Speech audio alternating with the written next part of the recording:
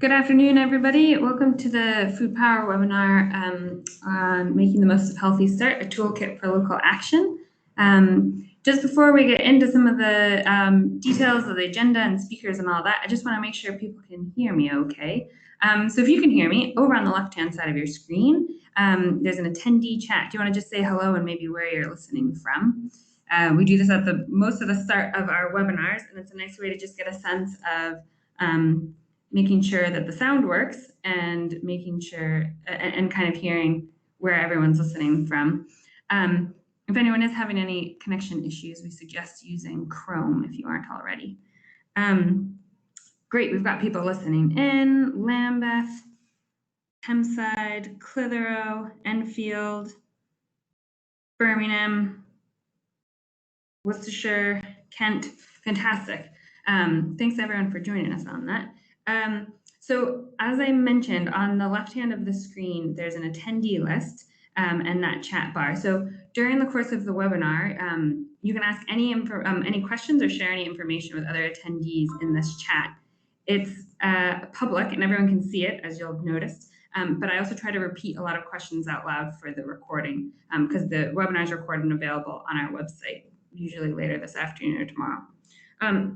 Oftentimes people like to share contact info, projects, links, etc. in this, and we definitely encourage that. It's a great opportunity to connect with other people who might be working on similar projects or topics, either in your own area or elsewhere. I've noticed a few people are sending in messages to me. At the top of the screen, you'll see that there's a little button that says, ask a question.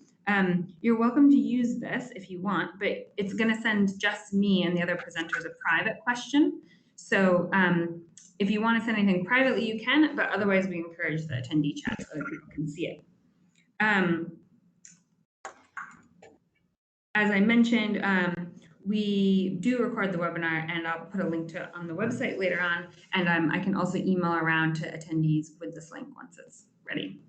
As we're going through the presentations, if myself or someone else can answer any questions that people put forth, then we'll do that in the chat box, but I'll also keep a note of any questions that come up that the speakers might be able to answer at the end during the Q&A. So if you think of something and want to just put it out there right away, great, and if not, then I'll pick it up later. So let's get to it. So I'm going to introduce the speakers and a bit about what we're talking about, but before we get into that, I just wanted to share a bit about what Food Power is. So we're a UK-wide program that's delivered jointly by Sustain, the Alliance for Better Food and Farming, and Church Action on Poverty, and we're funded by the Lottery Community Fund. The aim of Food Power is really about trying to strengthen communities' ability to reduce food poverty, and we're really focused on tackling the root causes of food poverty at that local level. So we work with around 50 local partnerships, what we call alliances, although they don't, it's kind of an umbrella term we use around any multi-sector partnership working group, and they're based all around the country. So over the last 2.5 years, we've been trying to develop this peer learning network to develop and share solutions among these alliances. The program also offers financial support for alliances. We have regional learning networks, peer mentoring, a lot of resources on our website like the Healthy Start Toolkit, one-to-one advice, and also webinars like this. And all of our webinars are recorded so you can listen back to them later if you'd like. There's one around Healthy Start from July 2018 in particular, if that's of interest. So we can encourage you to check out the website and see more about Food Power and what we do. Moving on to today, we're here to talk about Healthy Start. And we've got 3 different areas who are going to be speaking about what they've done to increase awareness and uptake. There's Pearl Costello, who's joining from Cardiff, Becky Steele from Southwark Council, and Nikki McKay from CFINE Aberdeen. I'm going to pass over to them in just a moment. And like I said, you can ask questions at the end, or you can add them into the chat box. And my name is Maddie. I'm at Food Power, based at Sustain in London. So a little bit about our toolkit. I just wanted to highlight that this is something we've just put out from Sustain through 2 projects, Food Power and London Food Link. It's a joint publication called Making the Most of Healthy Start, a Toolkit for Local Action. Having worked on Healthy Start for the last year or two, I've told a lot of people that it's become a real love-hate relationship for me. And so we know that there's major flaws in the scheme, and we've been trying to campaign on these separately at Sustain and through our London Food Poverty campaign. But we also know that there's a lot of ways that local areas can help improve the take-up and awareness of the scheme. And we see so many places trying to do that. And so we wanted to try to get all of these ideas, or as many as we could, into one place via the toolkit, and complement that with case studies that show how it works in action. We've broken this down in the toolkit. I've just put the table of contents in to show that we've broken this down into kind of 4 main areas where we see potential ways to improve uptake or awareness. And I say awareness and uptake because so many conversations I have had with people in every part of the country start with me mentioning Healthy Start and then kind of seeing a somewhat blank look on people's face and realizing that very, very, very few people have heard of Healthy Start in fields and positions that you'd really hope and think that they have heard of Healthy Start. So for me, I think a lot of around increasing the take-up is also just doing as much as we can to increase awareness of it around people who are working with families who might be eligible, and making sure that they're hearing about it from as many different people as they can, and so that take-up would increase as well. So we've got these 4 main areas. One, and the toolkit's set up to be sort of like a checklist of what the groups in each local area could do. So one is around working with health professionals. There's stuff around promotion and campaigning, around increasing retailer participation and awareness, and then mainstreaming into local welfare and advice services. We've also included information about Scotland's Best Start foods, which replaced Healthy Start earlier this year. But as it's still quite new, our knowledge is rather limited as they've put in a lot of changes. So we've included the basic information on that, but hopefully in the future, as Healthy Start and Best Start evolve, we can update the toolkit to reflect those learnings. We've also put in a one-page brief that's called, or one page that's called A Brief Guide to Healthy Start. And the idea of this page at the end is that anyone could share or print this single page to give to colleagues, parents, etc., so they understand what the scheme is in a nutshell. So because we know this awareness issue is a big hurdle, we wanted to give people a tool that they could just quickly share around with people. This is what it is. And finally, we've included a quiz about Healthy Start, which was written by Sam Dyer at Cambridge Sustainable Food. And she originally used this in a workshop with midwives in order to sort of assess their knowledge of the scheme. And after presenting about it at a meeting in London and telling other people about it, Sam's had so many people asking it to be shared that we wanted to include it in the toolkit, as it's a really great way to informally see how much people know about the scheme and also debunk some myths. So we encourage you to use that. So that's what the toolkit is. It's available on our website, sustainweb.org/foodpower/publications. And I'll send that link in the chat in a minute as well. So we're really pleased to have Pearl, Becky, and Nikki join us today to talk through more details of what they've been doing in their areas. And we also know that many people joining in today have probably been doing a lot, so please don't be shy to chime in via the chat and share your own experiences. So I'm now going to pass it over to Pearl. Hey everyone. Cool, there we are. I wanted to talk about to effectively try and mainstream the Healthy Start scheme. But to give a bit of background, Food Cardiff is our local food partnership, and we set up a food poverty group, which is a subgroup of the wider food partnership. It's got representatives from Cardiff Council, our local public health team, health board, dietitians, community organisations, and a few other people too. And one of the things that we found when we were developing our 5-year food security plan, we recognised the need to improve the uptake of food-related benefits such as Healthy Start, but also other food-related schemes as well. We did some research into Healthy Start and we produced a report in October last year. And like a lot of places, there was a low awareness among frontline staff We didn't see any retailers advertising the vouchers, and often not correctly either. So moving on, sorry. So what we did, we developed two actions really in tandem with each other. We developed a train the trainer package.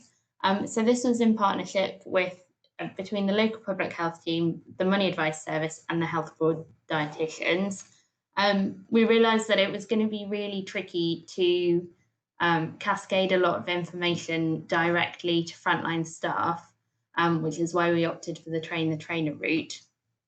So we developed a level 2 3-hour training for money advice supervisors, managers, trainers, people who have a team that they work with, and then a level 1-hour training package that they could then deliver alongside a toolkit for ongoing reference. So at the same time as that, we integrated food-related benefits questions within the money advice process. So they were able to do it so within the questions that they're asking when people come in for advice, they're able to point them in the direction of the various schemes. And we wanted to do these in tandem, really, so that people would get the correct advice and it be mainstreamed as well. So it went through, the training itself went through 4 different food-related benefits. Healthy Start was one of the main ones because we'd found the uptake and the awareness was so low. But we went through kind of what the schemes are, why they're important, and things, really bringing things home. So like, apologies if you can't see this properly, but we had, say, a table of what things Healthy Start vouchers are eligible for, what the benefits are, what the dietary benefits are of them, and then, say, on other activities, that's where we brought in some of the nutrition and dietetic support to really showcase what the benefits were. And this example isn't to do with Healthy Start, but one of the things was about myth busting. So, for example, free school meals, showing what a school menu looked like in the week and how that was really supportive and really beneficial for people. So we trained 13 people initially in the money advice service, and we've actually started then rolling that out to other organisations who are outside the council but still offer frontline support. For example, kind of community groups and hubs and community centres that have that see people on a day-to-day basis.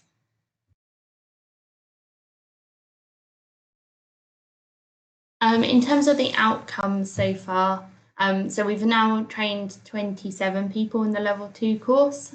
So that's money advice service plus housing associations, etc. And within the council service themselves, there's now 118 staff that have been trained in the level 1 training.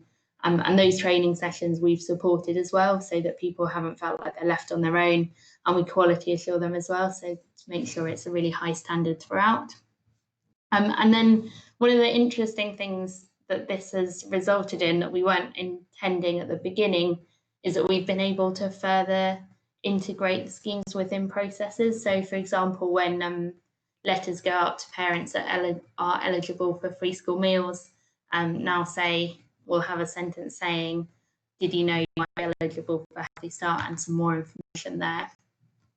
In terms of the monitoring, I'll go on to some more detail in a minute. We've got some basic data so far, but what we're hoping to achieve is that the money advice service will track the number of referrals that have come out of that process, so we can know how effective it's been. And then also be asking if people say that they're not taking up the service or they don't want to take up the service, any reasons for that can be fed back and can be adapted. And so, as I was saying, in terms of the impact, we've got some initial data. We got some of the outcomes of the evaluation of the training. So this is from the first one earlier this year. So we've got really highly positive reporting. You can see with Healthy Start vouchers specifically, people were 100% reporting positively. That was the scheme that people had the lowest knowledge of beforehand and felt much more confident in afterwards. One thing that we've struggled with is we wanted to look at how the local, what the local effect on the uptake of Healthy Start is, and it coincided, our training coincided with the big national drop in Healthy Start uptake. So we can't at the moment see what the difference is, but I'm still interested in ways of doing that if anyone else has any ideas. But yeah, it's really pleased with it so far. In terms of the next steps, so we're doing further train the trainer sessions to widen the reach, targeting specific partners in geographic areas, looking at whether it could actually be rolled out across all health boards in Wales. Maintaining the training pack, so we need to keep everything up to date, particularly around things like if there's changes in eligibility criteria or universal credit and so on. I think that was something that actually delayed the training initially, was that there was all the changes with universal credit meant that we had to get everything right before we rolled it out. We also want to do the work around retailer engagement as well. And then finally, we've, alongside this work, we've designed some flyers that we want to distribute to both directly in the work that we're doing, but also offer it to the attendees of the training session, so they've got a pack that they can use in their areas as well. And I think that's everything from me. Yeah, that's all from me, but I'm happy to answer any questions or go into more detail. Great. Thanks so much, Pearl. I think we're going to go over to Becky and Southwark in 1 minute, but I should just say one thing about the take-up of Healthy Start to give a little context to what Pearl said about trying to measure the impact. What happened earlier this year in around February, March, is that the DWP, the Department of Work and Pensions, and the Department of Health and Social Care improved communications between the two of them such that the DWP could give the DHSC a more accurate list of who they think is eligible for Healthy Start vouchers. As a result of that, about 100,000 more people were added on to that eligibility list, and the Department of Health and Social Care started sending more people letters saying they were eligible, which is great that they now have a better sense of who's eligible for the scheme and are actively contacting them. What it meant for everyone who was trying to keep track of how take-up was going in their area is that essentially the percentages dropped from something like 10 to 20% for every local area. So anyone who, like Pearl mentioned, anyone who was kind of tracking those take-up rates kind of had the data skewed pretty significantly, such that it's been really challenging for a lot of areas to see how their interventions are shaping things. So along with that, about three or 4 weeks ago, the Healthy Start website was updated to include information about take-up rates on the website. So in the past, you needed to email the NHS Business Services Authority to get that data, and they now post it on the website, which is really, really great for everyone who's working on this. I can share that link in a moment as well. But so it's a great way to track what take-up is like, but as Pearl mentioned, because of this addition of more people onto the system, those percentages have changed a bit. I'm happy to answer more questions about that during the Q&A as well. I know it's a bit of a complicated situation, but we're now going to go over to Becky and Southwark to talk about what they've been doing. Hello. Hi. So yeah, my name's Becky. I'm from the public health team in Southwark. We're a bit further, I think, behind than Cardiff in what we've been doing. We looked at the take-up rates for July 2017 to August 2018, and we were about 70%. As Maddie said, there's been a change, and obviously it's dropped recently. But for us, that meant about 500 families in the borough were missing out on the vouchers, and we've been doing over the last 2 years a really big piece of work around food insecurity in the borough. So this is something we wanted to address. We set up in January of this year a steering group around the Healthy Start vouchers. And this is something we've not had before in the borough. It was always a very uncoordinated approach. So it's chaired by Public Health. We have representatives from the children's centres and early years, the dietetics team and midwifery, Guy's and St Thomas's as the trust and the charity. And we've also got other members from the council involved, the markets team and our communications team, which has been really helpful as well. So the aim of the group is to sort of first of all, we want to look at what were the issues in the borough, why do we think that people weren't accessing the vouchers and claiming them, and then what could we do locally to improve that. So some things we've been doing over the last 6 months. We're really lucky in the borough that we also have the Alexandra Rose vouchers. This is funded by Guy's and St Thomas's charity. And we've got, so that's just for the East Street Market. So we had that available. And we've also got the Universal Vitamin D scheme. But what we realised quite quickly through the steering group was that these 3 different offers were being promoted very separately. It wasn't a joined up approach. So what was happening was people were getting very confused as to what they were eligible for, what they weren't, and actually professionals were raising the issue. So we've been doing a lot of cross promotion of this, making sure that we have posters. We realised we didn't actually have Healthy Start voucher posters in any of the children's centres, and now some of the children's centres actually have big display boards that are focusing on the sort of the different offers around Healthy Start, which is really good. We found going to different meetings really effective as well. So I recently went to the health visitors, one of the locality meetings, and presented just a very quick 10-minute presentation on the vouchers and what they were, the eligibility criteria and what their role was within that, which was really helpful as well. So as part of sort of linking the Alexandra Rose vouchers with the Healthy Start vouchers, within East Street Market, which is quite a big market, a lot of fruit and vegetable stores in the borough, you can use the Alexandra Rose vouchers. And it's been really popular. The market traders are all really on board, and lots of families in the local children's centre know about this now as well. So we've now started working with the market traders to accept the Healthy Start vouchers as well. So this is really helpful with the cross promotion and linking everything together, sort of maximising what's available to families. One of the things we've been doing over the last 6 months is carrying out focus groups with families. So we did some with some families who've been using the vouchers earlier in the month. This included families who've applied for the vouchers believing they were eligible and haven't received them, or they've had a lot of difficulties and still aren't receiving them, as well as families who are. And then only yesterday we did some 2 focus groups, one with the healthcare professionals and one with early years professionals. So whilst the early years professionals aren't able to sign the forms, they're really instrumental in sort of the promotion of it. Some things that have really come out of this is that we need to do some more work around marketing, and it's not just raising awareness of the vouchers, but we need to make it clear what the eligibility criteria is. There seems to be a lot of confusion among families and professionals. What you can actually buy with the vouchers, again, that's not clear to families in them or professionals, and where you can use them.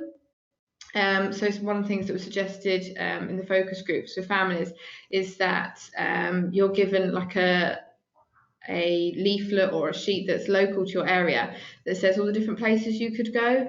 I think in the focus groups we had about, the last focus group we had 10 families and only one of them knew about the postcode check online. So how can we make that more accessible? Maybe it's about having a printed copy or copies in the children's centres and things like that. And also about promoting the shops. So we know that quite a few of our convenience stores will accept the vouchers, but making it clear, and also within supermarkets, if there's a way of sort of promoting the fact that you can use the vouchers here, would prompt more people hopefully to pick the vouchers up as well.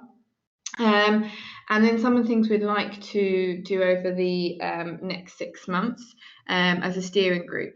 So what we were hoping to do is pull all the information together from the focus groups that have been really helpful. And similar to the train the trainer model, we want to train Healthy Start champions across the borough. What we're aiming for is to have 1 or 2 champions in each of the different teams, departments across the borough, whether that's from housing, early years, social care benefits team, so that anyone who's engaging with a family, there's somebody in their team who knows about the Healthy Start vouchers and can promote it at team meetings, share information, and sort of really raising that profile. If you then have a question, you need more detailed information, you've got your champion. So that's something we're going to look at next. And then once we've trained the champions, sort of developing a network to keep that momentum going, share any new marketing material information that comes out. And from that, we'd like to then have a local marketing campaign as well. And then lastly, we're going to work with one of our local pantries. So if you don't know what pantries, it's like a membership scheme to try and help you make your money go further. So for example, you might pay £4.50, but you get £12 worth of food. So it's similar to a food bank. And what they're looking to do is try and use the Healthy Start vouchers there as well. So is there a way of linking in? And then through that, we can offer more support to families as well who may not be aware of the pantry model. I think that's it from me, actually. Yeah. Great, thanks, Becky. A lot happening there. Sandra pointed out in the chat, and it's important to note that about the postcode check online, that it isn't 100% accurate. For a few reasons. One is that when you type in a postcode to the postcode check on the Healthy Start website, it only shows retailers who have opted in to be shown on that map. So in fact, when retailers register with Healthy Start, they can choose whether or not they want to appear on the map. Just to say again, I have a real love-hate relationship with the scheme, but that's the case it is right now. So if they choose not to be on the map, they won't come up. But also, as Sandra pointed out, when shops change hands, the new owner won't always know the shop is registered, and the bank account details need to change, etc. So that map is really useful, but also not perfect. We're now going to go over to Nikki, who's in Aberdeen, who's going to tell us about what they've been up to. Hello, everybody. A lot of what I'm going to say has already been said, but I'll just go through our slides and tell you what we've been up to. So I work for Community Foods Initiative Northeast, which is actually a fruit and vegetable warehouse. And the funds that the profit that we get from that, we do charitable work. We run the food bank. We have a pantry. And we offer advice on finances, benefits. There's a whole holistic thing going on at CFINE. You should look us up. Maddie can probably share the links with you. So the Healthy Start uptake, we got involved with the NHS and worked together across the city. Overall in Grampian, which is quite a large area of Scotland, the uptake had been approximately 53%.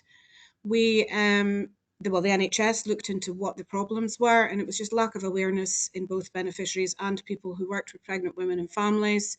We found that a lot of people just had no clue, about the vouchers or how to apply for them or who was eligible for them. Another difficulty was gaining a signature on the form from, a medical professional. Certainly in Aberdeen, lots of people don't have the visitation from health visitors that they used to have when, your children were small. I remember I used to have so many people coming through the door checking on you all the time. That's just not available now. We've even stopped, weighing, sort of weekly weighing and all this kind of thing. So it's really difficult to get in touch with your GP as well, or to see a health professional to get the form signed. We've had problems certainly in Aberdeen as well, and in Grampian area, with applying multiple times and not receiving the vouchers. So people just give up, so they don't, they don't get the benefit of that. So we got, like I say, we got together with the NHS, and we did in just one area of Aberdeen, AB24 area. We covered every community outlet that we could possibly go to. So it's community workers, health professionals, Home Start. I think you do have Home Start in Aberdeen as well. It's an organisation that helps parents with young children, offering home support and advice. Child Smile is the NHS Child Smile programme in, again, I think it's different in England, but it's the same kind of thing, that you get toothbrushes and information on oral health in nurseries and primary ones, and they clean their teeth and what have you. We've been on the local radio and our local magazines, and speaking to shopkeepers, libraries, churches, playgroups, spoken to groups, put up posters everywhere we possibly could. And the Seafine itself, as an employer and as a warehouse distribution centre for Fair Share and for fruit and veg, we have a lot of people that know us and come to us. So we manage to pass information through the food bank and through our community food outlets where we sell fruit and veg in community settings. So all working together, and just we had posters, we had flyers, we went to as many events as we possibly could, and the increase in that AB24 area went from the 53 kind of general average up to 60, well, varied from 60 to 75% across that one area, and in one part of that area went up to 85%. While we were in the area speaking about it, and it was on the tip of everybody's tongues and in the uppermost people's minds. But as soon as we stepped back, and it wasn't being cascaded down so well, then the numbers started going down again. So the approach, the full head-on walking around the streets kind of approach worked, but that's not something that's sustainable. So we kind of need to find something else. Seafine have recently got funding through the Oral Health Challenge Fund, Scottish Government funding, and we have opened one pantry within our premises in Poynernook Road in Aberdeen, and for £2.50 a week you can get up to £20 worth of food. You can redeem your Healthy Start voucher, and once the Best Start food cards come in, you can redeem your card for fresh fruit and vegetables, eggs and pulses, and then spend your £2.50 on your meat. At the moment, today's pantry has got a gammon joint, we've got salmon, chicken, cheese, butter, various tins, ambient goods, yogurts, etc. And you get 3 high quality products, like maybe 2 frozen and a fresh chicken or something like that, and then 7 ambient products as well. And through the promotion of the pantry, we have promoted the Best Start foods and the Healthy Start vouchers, and we've picked up quite a few customers within Seafine. And the Best Start and Smile Pantry, which is the one that's being funded by the Oral Health Challenge Fund and various other Aberdeen City Council and the money from Food Power, has helped that we've been advertising that throughout the Tory area in Aberdeen, which is quite one of the worst deprived areas in the city. We are very close to the edge of Tory, so people don't have to travel too far to come and get their pantry goods and to come and get their fruit and veg. And yeah, we've just got a whole new approach to that. I've just been to an event this morning, an information event, and actually went to the nursery and handed out, leaflets to all the mums and dads with under 4 children, and whether they are eligible for Best Start or not, come and see us. We'll have a chat. We've got a waiting room where people come in, and we will have health professionals. We've got law people coming in. We've got our SAFE team, which is the finance and education, and this will be available weekly. So just a whole holistic approach to addressing people's money worries, and allowing people to keep more money in their purse, and to try and encourage them to take up the Best Start foods. Somebody mentioned something about school lunches. We've also ran a campaign in Aberdeen called the Tory Taster Project, again in Tory, where we've actually cooked school lunches with the children and the parents, and just to get them to taste what their school lunches, to make what their school lunches are and to taste them from scratch. And 6 families at a time. We're actually running our 3rd session tonight. And from the 2 sessions that we've already ran, 6 weeks running with 6 families, 3 families are now taking school lunches and have signed up for their free school meals. So it's a whole, you know, approach. We were saying, like, everybody working together and partnerships coming across the board and working together. We've got a fantastic steering group for the pantry with all different kinds of professionals, and I really hope that we can make a difference with the oral health and with the Best Start foods. The only problem we have in Scotland is that we do not get the figures, so we have no comparable information. The NHS can get a hold of figures, but they can't show them to us. And we're also, for the Best Start foods, they're changing the zones, so we don't know if we're going to be able to sort of pin down Tory to be able to see that we've made a difference in Tory and that there's more people going to be signing up for their Best Start. But we will be able to see across the whole city, you know, when we move around the city with the different projects, whether there's been an uptake, an increased uptake or not. So yeah, that's us. Thank you.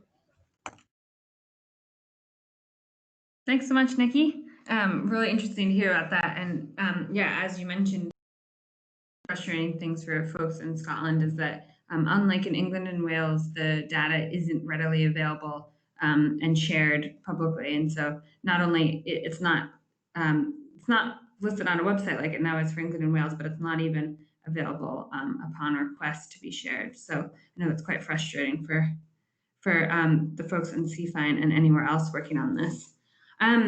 We're now going to move into questions. So if you have any questions for the presenters or anything else that's come up, please do feel free to type them into the attendee chat. There was one earlier that Sandra asked, a very good question that I've asked myself a few times, saying, if the DWP and Department of Health and Social Care know who's eligible for Healthy Start vouchers, why doesn't the DWP just give people the vouchers they're entitled to? And that is a great question. So this is something that we at Sustain have put forth as suggestions in some recent consultations, for example, with the National Food Strategy. But the idea there, which I think is very smart, is switching from an opt-in system, which is what it is currently, to an opt-out system. So if you know people are eligible, give them the benefit unless they specifically request not to have it. When I brought this up with some people who are working on the digitization trials of Healthy Start within the NHS, they said that someone else had also asked about this, and the resistance to it was that there was a chance of fraud. And they said that because you need an address to send the vouchers to, the risk of fraud is that it could say that someone is eligible for the vouchers, and so they send those vouchers to the last known address for that person, but that person no longer lives at that address, and therefore there's a risk of fraud because someone else would be receiving the vouchers and be able to spend them.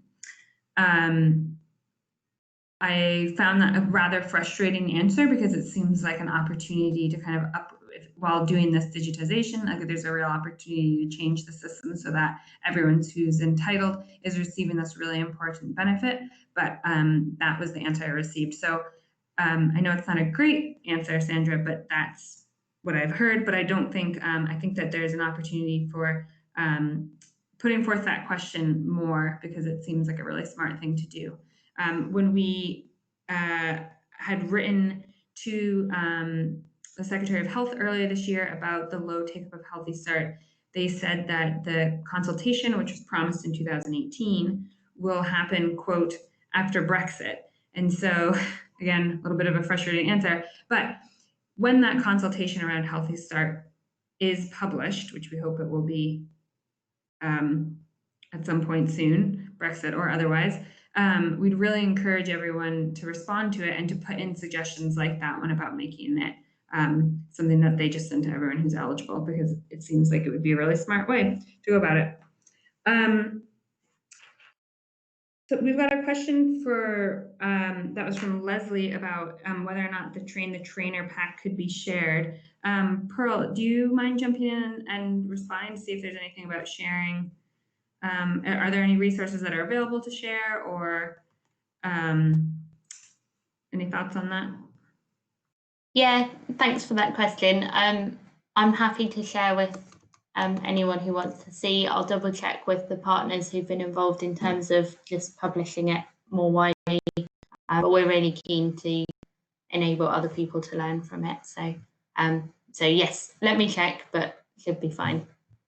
Okay, great. Maybe what we can do is when I email everyone who's attended the webinar with the link and any follow-up information, I can wait to send that email out until, Pearl, you've checked in with partners to see if and what we could include on that. Cool. Okay, great. There was another question about, do we have an update on the potential for a digital pay card instead of vouchers? Yes, I have been listening on some of the kind of open sessions that the NHS is running on the development of the digitization. And there's two things for sure that we know are going forth, or that they've said will happen going forth, is that first of all, that the application form will be moved to an online version, and the anyone who's eligible can apply online and then should be able to hear in that moment whether they've been accepted as eligible or not, and if not, the reason. They're still working out the user journey on that front, but that's what they're aiming for, is that it'll be an automatic response through an online application. And the other thing that they're working towards is a smart card instead of the paper vouchers. And so instead of having cards, vouchers sent out every 4 weeks, there'll be a smart card that's shared, or that's sent out to people who are eligible, that's topped up periodically. I don't know the details of that. And in theory, they've said that it should be a card that can be used in all retail shops that sell food. So I don't have any details on that smart card per se, but I do know they said it's something. So the two things that would be two big barriers that would be removed in the future is that signature on the application form, and the need for retailers to register. But I don't have any sense of when it's all going to be going live, and so I'd say in the meantime, a lot of the work that people are doing around increasing take up is still very important, because we don't know when that new system's coming in. And along with that, because the need for a signature will no longer be there, the good thing is that barrier will be removed for people applying, but the thing that means is that it's a bit of everyone's responsibility and therefore no one's responsibility. So I think that the work that's happening right now about making sure that people are aware of the scheme is really, really important, to lay that groundwork so that when the signature is removed, then there's still a lot of people who are talking to potentially eligible families about it. Were there any other questions for any of the speakers? If anyone wanted to know about what's been happening in Aberdeen, Southwark, or Cardiff. I was curious, Nikki, if there was just anything that you wanted to share from what you guys have seen of the rollout from Best Start so far, anything that's gone like particularly well or particularly challenging, or things that people might want to be aware of with the potential rollout of a similar digitized system in other parts of the country. Would you be able to jump in on that, Nikki? Yeah, we haven't had very much. We certainly haven't had anybody appearing with a Best Start card yet to buy any veg or anything. I've spoken to Emma from NHS, and the uptake is really slow. They don't think that the people realise that they're swapping from Healthy Start vouchers to Best Start foods. Apparently, the Social Security Scotland have sent out letters with their vouchers. So they've probably opened the envelope, taken their vouchers out, and then just thrown the letter away. So they're not realising that they have to apply. It's not an automatic application from Healthy Start to Best Start. It is an easier application. Again, it's online, and I think in some of the benefit applications, there's just a tick box. But what we've found as well is that Universal Credit are having a problem with whether this is income or not, and the Best Start Foods or the Healthy Start voucher income, as they're perceiving it to be, is triggering a change in circumstances. So people aren't applying because they think that they're going to have a change in circumstances, and that means their benefits might be stopped for 6 weeks while they review that. We have had many back and forth conversations with the DWP, the Universal Credit, Social Security Scotland, and we're now working on a case-to-case basis. If anybody comes in and they have any problems with this issue, we're taking them, we're phoning and speaking to them directly through Universal Credit and getting, the correct answer. So again, wrong information being given out, people scared to apply for things because it's being perceived as income, and the whole thing's quite a bit of a mess, to be honest, at the moment. Yeah, I think that's a sentiment that a lot of people can relate to. I know, especially around that question around does it count as income under universal credit, which just seems like a crazy what's the word? I'm thinking just a very stupid, I'm going to say a very stupid logic. It's an illogical circle because if you've got certain eligibility requirements around household income, then they can't say you get a benefit only if your income's below a certain threshold and then say, oh, well, that counts towards your income. Another issue that people are having is that the third child, that the children have, I don't know if it's in England, but certainly in Scotland, that you can only apply for universal credit for 2 children. The third child isn't entitled to universal credit, child care portion of that.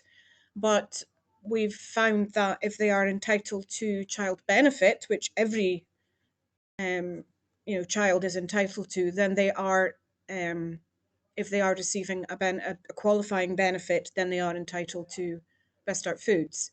But again, the messages aren't getting across to the people that need to know the information. So a lot of work to be done in Scotland, I think.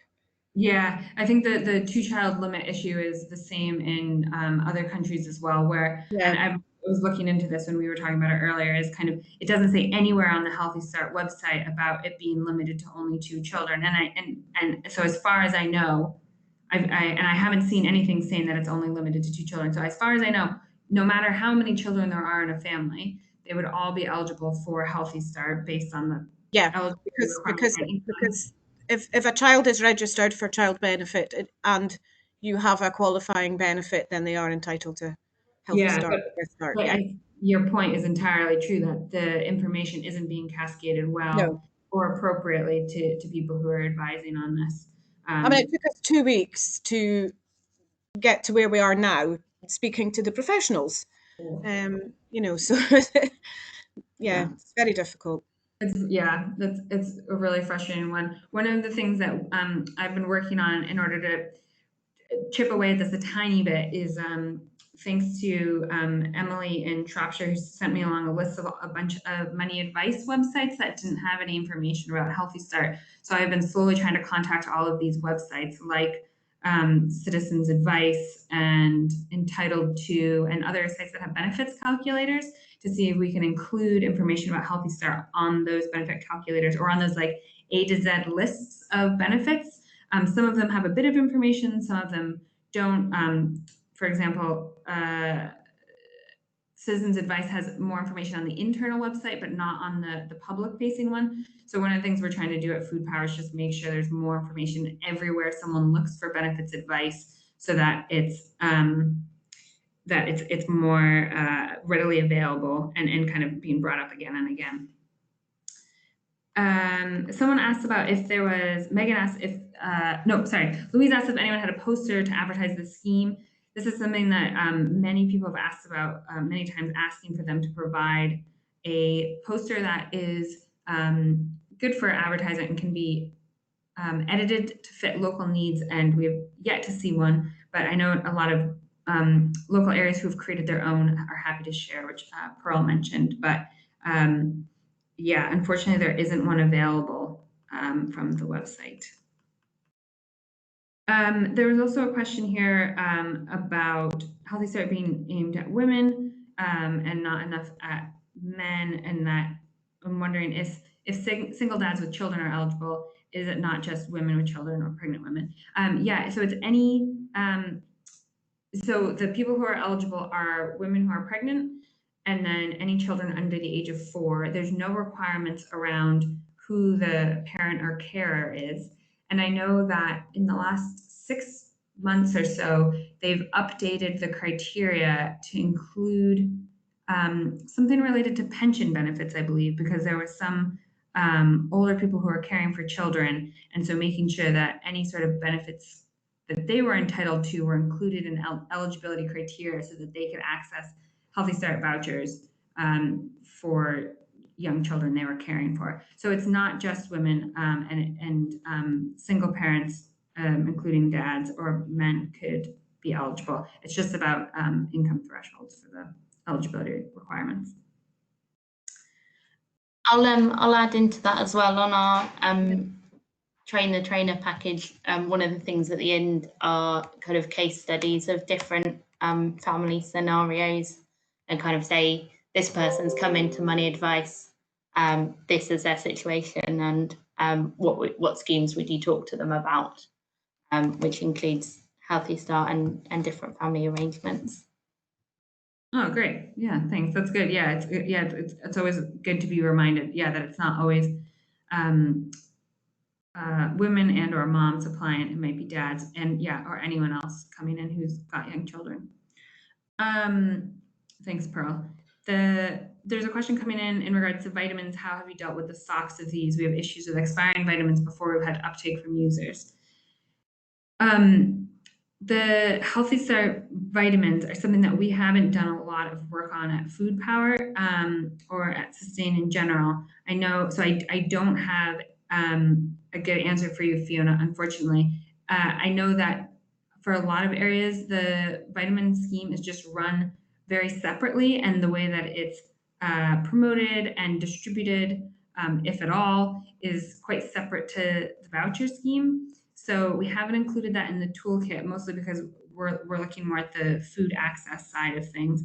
But I know that many areas are trying to figure out what's the best way of distributing them in a way that avoids expiration dates and also means they're actually getting to families and are being used. This is a good moment then to mention that we have an email list for people who are interested in Healthy Start. It's a forum of around 100 or 150 people from around the country. Anyone's welcome to sign up. And in that forum, you can send out an email to the whole list with any questions you have around Healthy Start vitamins or food vouchers.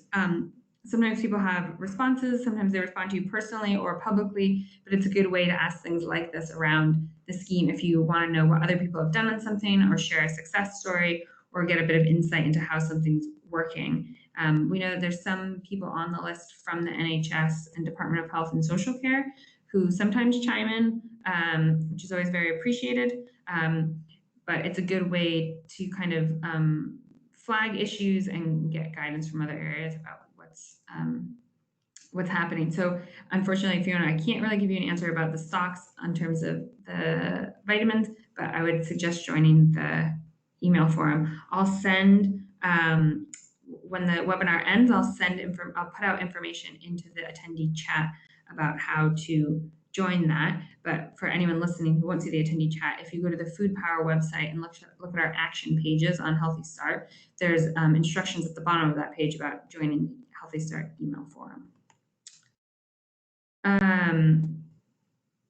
We've got another question coming in from Leslie, who said she tried to persuade a chemist in a new community to register for Healthy Start, but he refused and said they were unable to stock the vitamins that vouchers were exchanged for and did not stock formula milk.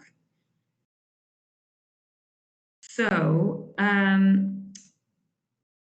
don't know about stocking the vitamins. I'll just pass on that question, unfortunately, but maybe someone else could jump in. But the requirements for retailers registering to accept the voucher, so in this case, the chemist, if the chemist sells any food, so it could be infant formula, milk, or fruit and vegetables, then they're able to, then they can be a registered retailer with the scheme. They don't need to have all 3 of those things. They just need to have one of them. So we know that many retailers are struggle with this scheme a bit because they then have to send in the vouchers to get the money back and get for them to be redeemed. But in theory, he doesn't necessarily need to stock formula. He just needs to stock one of those things, which could be formula or the other one. So in that instance, I don't know what he did or didn't stock, but that could be the response that he did that. We've spoken to a few chemists in Aberdeen, and yeah, they won't stock the vitamins. We've started putting them into our community centres and the places where we have our community food outlets, and we take vitamins around with us. And if anybody's eligible, then we'll give them the vitamins. We just need to let the NHS know, the date and how many we've given out, and then they restock us through their resource centre. And for the signing up to be a store for Healthy Start vouchers, we take vouchers and we just redeem them once a month, and we've never had a problem. So it's not really an issue to take the vouchers and instead of the money. And we only sell fruit and veg and pulses, so we don't have fresh milk or powdered milk, but we do have vitamins. So yeah, I think it's just whatever you've got, you can sell, you can use the vouchers for. Yeah, perfect. Yeah, thanks, Nikki. Yeah, that's exactly it. Yeah, as long as you've got one of those 4 items, fruit, vegetables. I mean, in the case of Scotland with Best Start Foods, pulses are also included. But yeah, anyone is eligible to register. And it is just a question of sending them the vouchers once they're redeemed. So Victoria asks, does anyone do anything to work with and increase uptake support for refugees and asylum seekers? And as Sandra responded, and I can chime in here too, is that unfortunately, refugees and asylum seekers, it's just a problem with eligibility for benefits. So since those groups typically aren't eligible for benefits, depending on what category they're in, but asylum seekers wouldn't be, and refugees I don't believe are, then they can't claim the Healthy Start vouchers. So if you look at the website with the eligibility criteria, it doesn't have anything that lists those groups and what benefits that would help them be eligible for it. So unfortunately, I don't think there's anything there other than campaign. There's nothing there currently, but I would suggest bringing that up in a consultation response or in any sort of campaign as mentioning that this is a group that could most likely really benefit from this voucher scheme, but is currently being left out. But as Sandra also pointed out, when or if they become eligible for benefits, then they would definitely be eligible to claim Healthy Start vouchers along with anything else. Can I just add there that we have a very large Eastern European community in Aberdeen, and they are also they are eligible. A lot of them are working, and they're very hard to reach because they're obviously a lot of them just stick together in their own communities. So we've printed forms and flyers and leaflets and things in different languages. And even this Sunday, I was at the Polish church handing out leaflets to people, the Polish Catholic Church, just so that they got the information, because it's not often passed on. Yeah, that's a great point. Or they don't pick it up because it's in English and they don't, they're not interested. Yeah. Well, it's good. It's a good point that the website, they recently updated it. I believe if you go to the, I can find the link in a minute, or my colleague who's also listening and might be able to find it. But within the last year, they've added more resources. I think it's flyers in different languages on the Healthy Start website that you can download. I'll see if I can find those and share those. But yeah, the issue of having promotional materials in other languages that are appropriate for the different groups in each locality is really important. So hearing about having that available in Polish makes a lot of sense, because anyone who's eligible for benefits, which Europeans would be, could access it. There's another question here. Okay, so if they say the co-op stores who accept vouchers there's some stores that have said they accept vouchers, but it has to be the exact amount for the item purchased. This has posed problems if the item is less than the voucher value, as no change can be given, and they won't accept it as a deduction for a general shop. That Can more awareness work be done with regional franchises or large supermarkets to ensure vouchers are easily used? Yeah, I can see how that's an issue. I know that for many stores, or I've heard anecdotally, at least from a variety of people, that stores often will accept the vouchers, but they won't give change. So if I had the vouchers and wanted to spend £2.80, I would have to give my full voucher of £3.10, and I wouldn't get any of that money back. But then the retailer does claim for the full £3.10. So it's a very imperfect.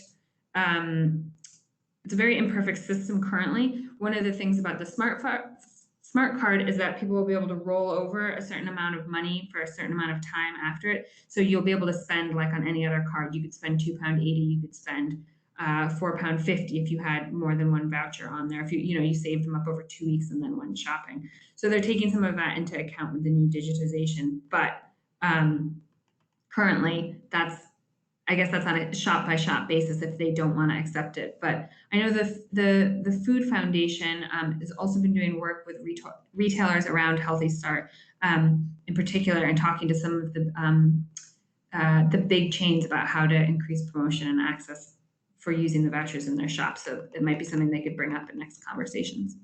It's now just past 3:30, so I think we'll wrap it up there. We'll keep the chat open for just another minute. Simon, who's under the name Sustainable Food Cities, I think has just put up the Healthy Start resources in other languages link, and so we can share those around. Thank you so much to Pearl, Becky, and Nikki for joining us today, and thanks for everyone else who has joined on to the webinar. I encourage you to sign up for the email form if you'd like, and to sign up for the Food Power newsletter if you want to stay in touch about further webinars. So thank you very much.